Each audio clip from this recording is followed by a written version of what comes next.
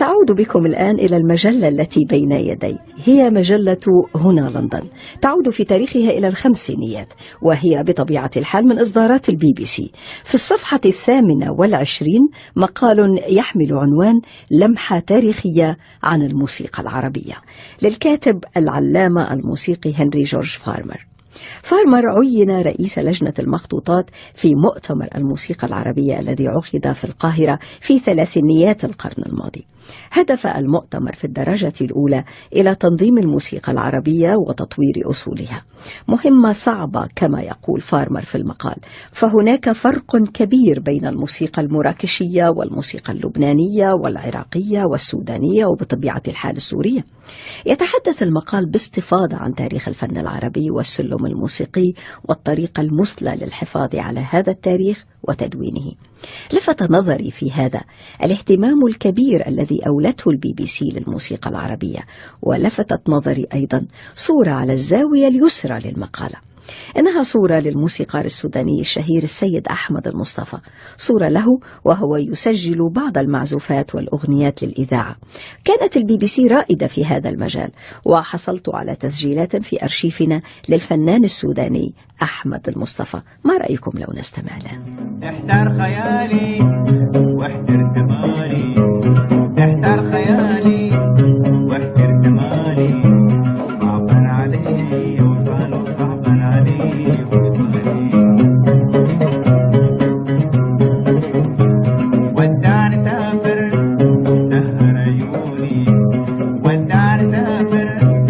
سهر عيوني، نصحوني انسى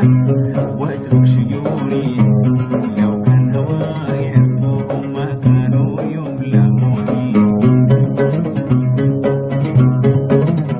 والنار النار يا روحي خلي البلاد تجروني، وهبت عمري بالرب فداني، وهبت عمري بالرب فداني، علمني حبه أسمى المعاني، نور علي دنياي نساني كل أحزاني، والنار النار يا روحي خلي البلاد تجروني، بك روح جميلة سامية وأصيلة، بك روح جميلة سامية وأصيلة، علشان وصالك يا روحي بحثت ما خليت ليلة، والنار النار يا روحي خليت بلاد وجروني،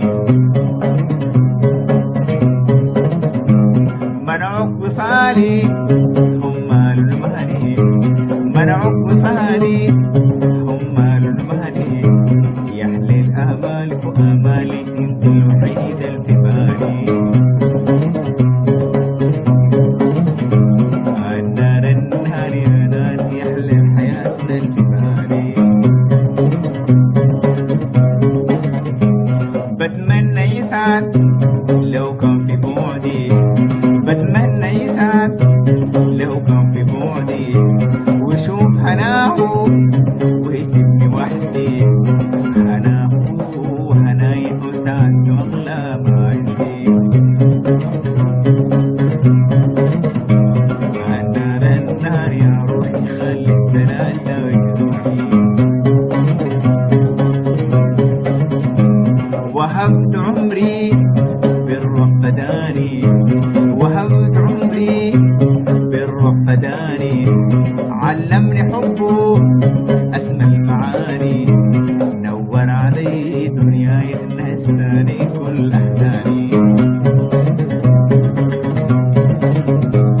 نور علي دنياي نساني كل أحزاني، ودعني سافر سهر عيوني.